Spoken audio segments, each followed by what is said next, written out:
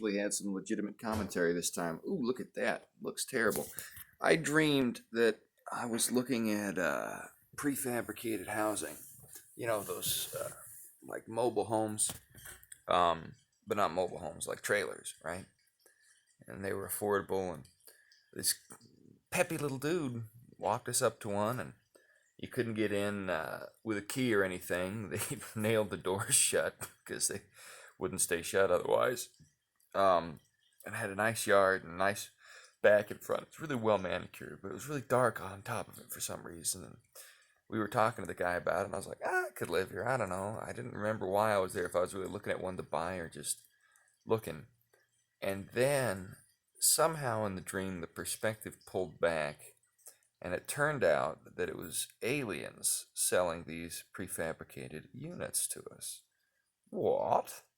Why in the world would aliens be selling prefabricated units? And I had some other dreams, but I think I'll focus on that one as an interpretation. Um, the idea of aliens is a misnomer. You wouldn't have the possibility for extraterrestrial life without first postulating the idea of deep time uniformitarian evolutionary development from goo to you by way of the zoo, as the saying goes, macromolecular evolutionary processes.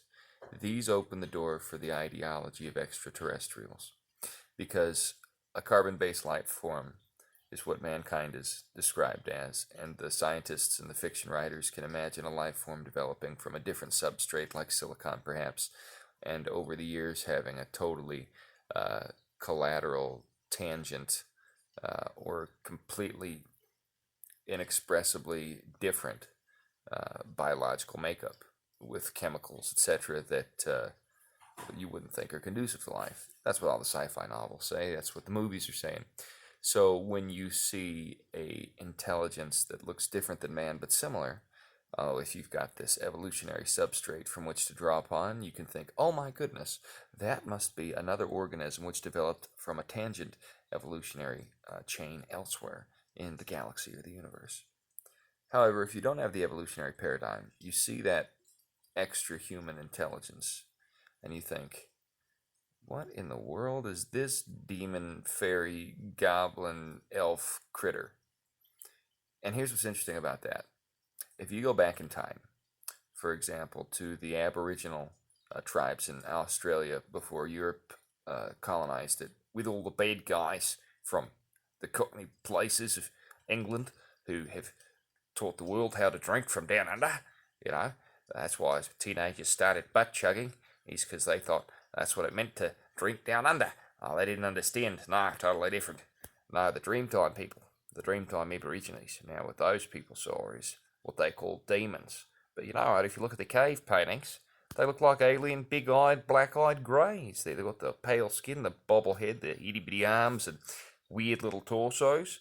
That are owls, and owls in Alaska are also associated with alien abduction. And additionally, by the tribes, you know, the Eskimo people, who are Eskimo brothers and Eskimo kisses and all those weird things, you know. I don't understand how it works. Down under, we ain't got no snow. Nah, our snow is sand and fire. That's what it does in our wintertime. But the point is, there's a lot of ancient cultures who would have in their iconography that which clearly appears to be what today we call extraterrestrials, when in that time they were called demons. Now, the modern man says, oh, they were just unsophisticated. They didn't realize that these were beings from another planet. They were unsophisticated, superstitious people who immediately thought they were demonic. Oh, those poor unsophisticated angels. It's ironic. This cell phone or computer that you're watching this on, you don't know how it works. You bought it. You can't take it apart, side or the insides. Even if you could, you're going to mess it up. And if you can do that, you're probably not good at the software that runs on those soldered insides. Both of these things are beyond your ken. Just because you can use a phone doesn't mean you know the technology behind it. It's the same with a vehicle. 90% of us can't do much under the hood. Well, we might be able to change the oil, but good luck if you blow a piston, you know. I found that out firsthand a couple times.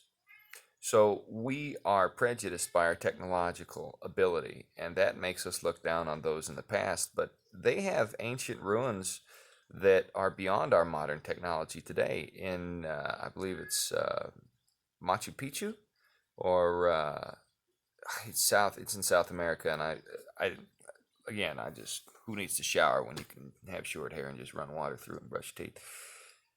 I ain't woke up yet. Anyway, down there they've got these stones that are multiple tons that you can't fit a piece of paper through. What was the technology that built that? There's cities subterranean, or sorry, underwater off the coast of Japan. They've got those in the Mediterranean as well. That's why I mixed them up. There are all sorts of ancient relics which indicate technological capacity and secrets being known by the people that we have forgotten today. And there's echoes of that. Tesla was tapped into some of the quote unquote ancient knowledge. He also thought he was communicating with beings from Venus. So, what this boils down to is that even though we're in a modern age technologically speaking, that doesn't indicate we have advanced beyond our ancestors at all. In fact, it may be the other way around. There's actually a much greater argument that, intellectually speaking, we've devolved extensively over the last several hundred years. And you can really realize that if you start reading the literature of our ancestors. It's full of concepts and wisdom that you won't get with a college education today, because all that is regurgitation of a narrative that you've memorized in accordance with the professor's wishes, and it's primarily socialist as well. I mean, they're teaching socialism in Shakespeare classes, and they're teaching evolution in Shakespeare classes. And the reason for that is socialism tries to force human evolution. So these ideas are built to give those intelligences we would call extraterrestrials a clear vector into our society. What are they in reality? They're infernal. Our ancestors, who were smarter than we are, were right. They're not some silicon based life form that evolved separately on another planet. Their extra dimensional intelligence is local to our space time domain, and it is their prerogative to deceive us and steal our birthright. They want to subsume the population. The idea that they often advance is a collectivist motif wherein all peoples of the planet consolidate together to get the technological goodies that are meted out by these critters. Our CIA's into it, the Vatican's into it, and coincidentally, a lot of the things that they must do to get this technology involves ritualistic use of young people, which is terrible. So this is what we're really looking at here. We're looking at spiritual wickedness in high places. We're looking at things which are fallen angels mingling their DNA with human beings and lying to us that they're extraterrestrial, so that we'll accept their abuse as though the fear and strangeness of it is just our under-evolved state compared to their exalted state. It's a lie.